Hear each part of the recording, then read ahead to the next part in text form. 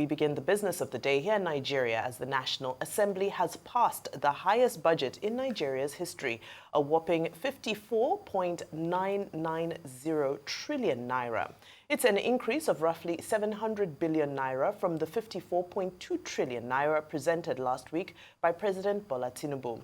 Arise correspondent Omo Bazwaye tells us more.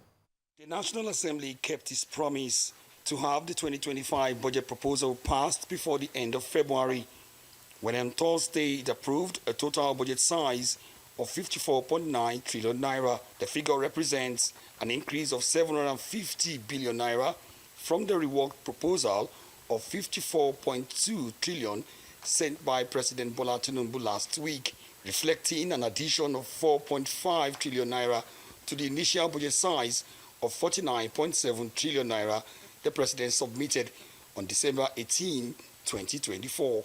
Having worked in harmony with the House of Representative Committee on Appropriation and the subcommittee of the two chambers, the Senate do consider and approve a bill for an act to authorize the issuance from the Consolidated Revenue Fund of the Federation the total sum of 54,990,165,355,396.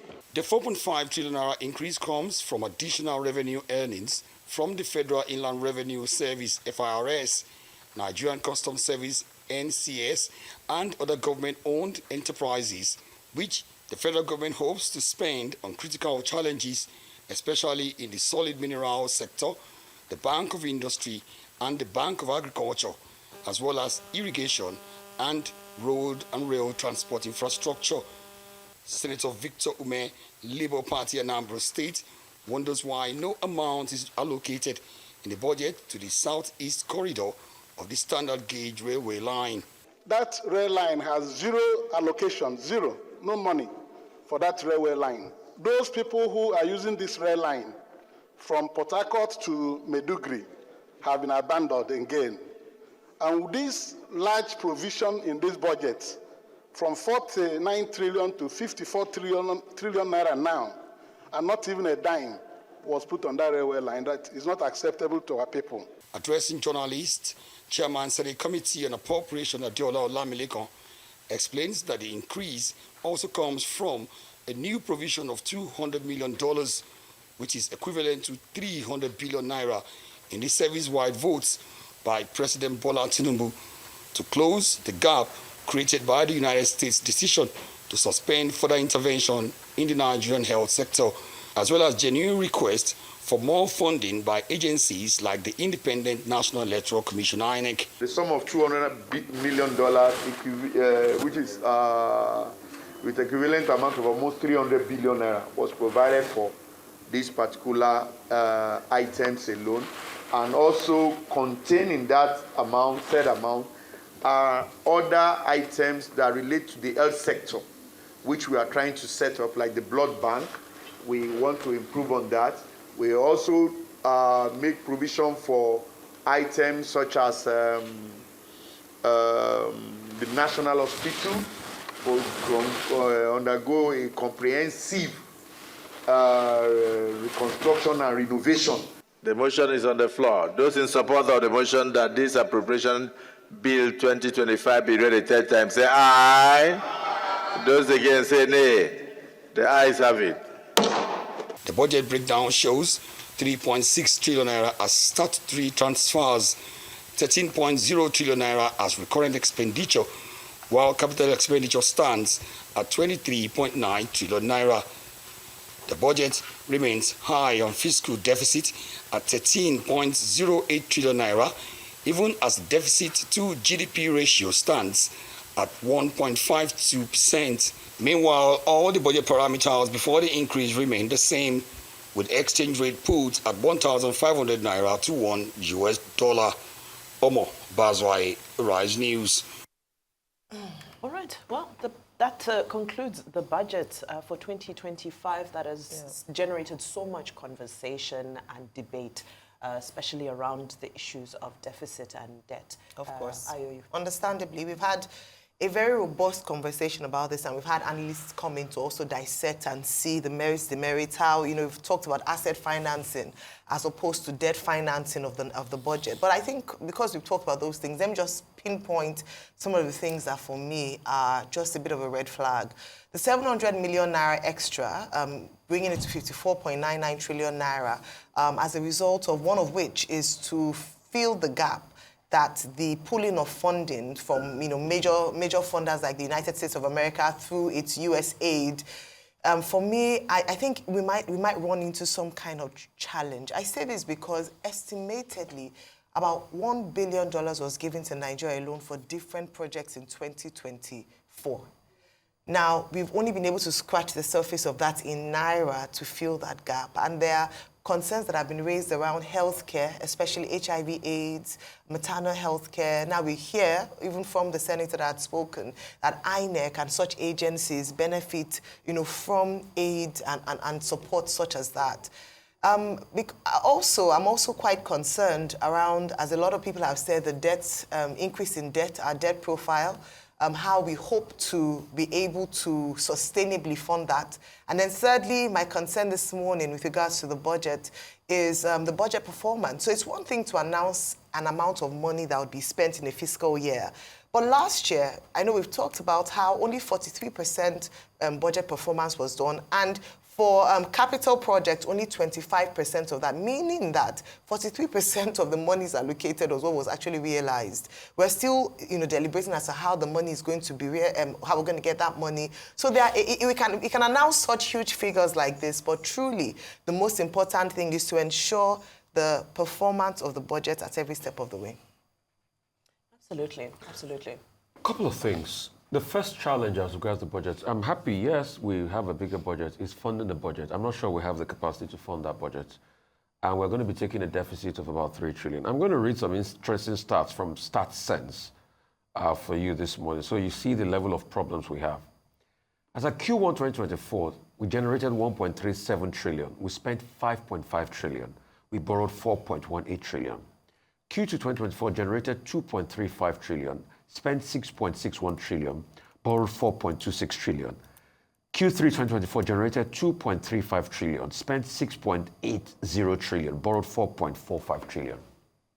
Despite the massive borrowing, we couldn't reach an admirable rate of budget performance. In fact, I keep talking about the health ministry. They earmarked over 200 billion for capital projects. We could only get about 23 billion for capital projects, which is just about a little percentage points, I think 10 or 15% of the total money earmarked. Secondly, the projections for crude oil revenue might not come in as much because these things are based on the principle of ceteris paribus, all things being equal.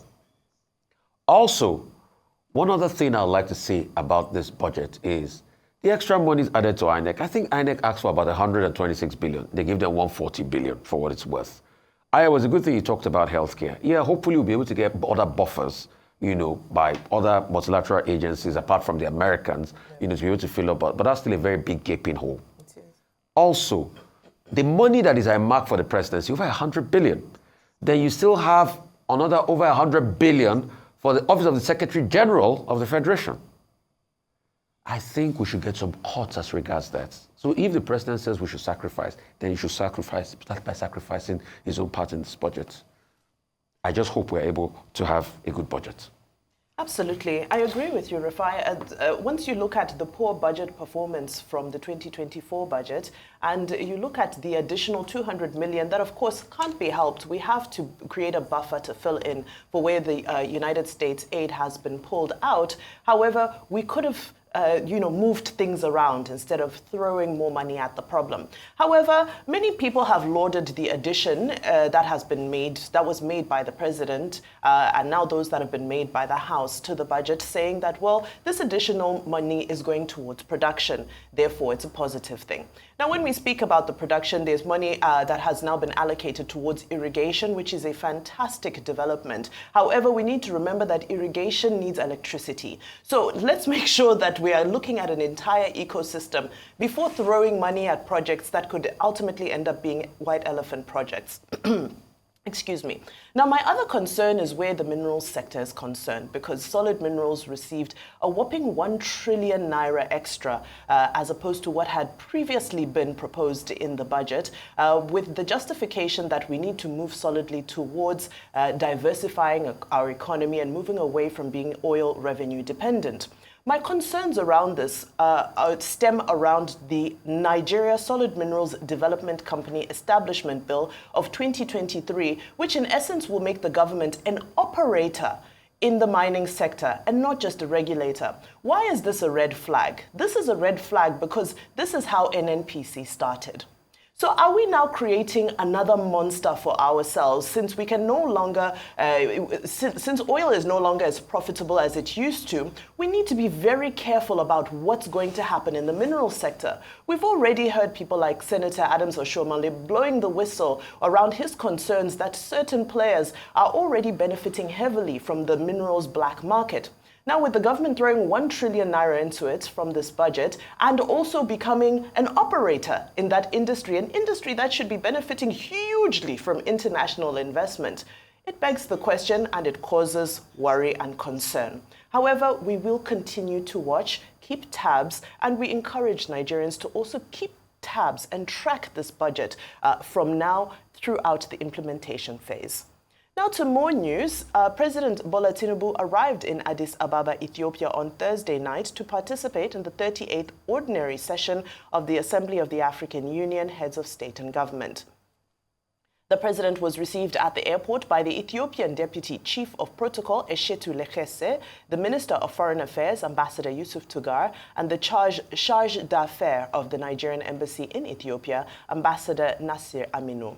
Ambassador Tugar later briefed President Tinubu about the summit and some diplomatic wins for the country, a session that stretched until about 2 a.m. on Friday. Among the wins was the re-election of Ambassador Bankole Adeoye as African Union Commissioner for Political Affairs, Peace and Security. Nigeria also retains its seat on the African Union Peace and Security Council, reaffirming, in the words of Ambassador Tugar, Nigeria's leadership and commitment to peace and security on the continent. This year's AU summit, under the theme Justice for Africans and People of African Descent Through Reparations, focuses on reparatory justice and racial healing.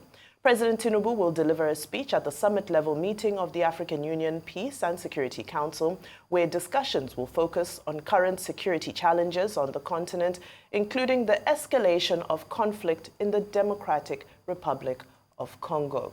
So several things to touch on there. That, of course, are topical at the moment. Reparations, big conversation. And Democratic Republic of Congo, we were talking mining, and we know that mining is at the core of the issues happening in the DRC.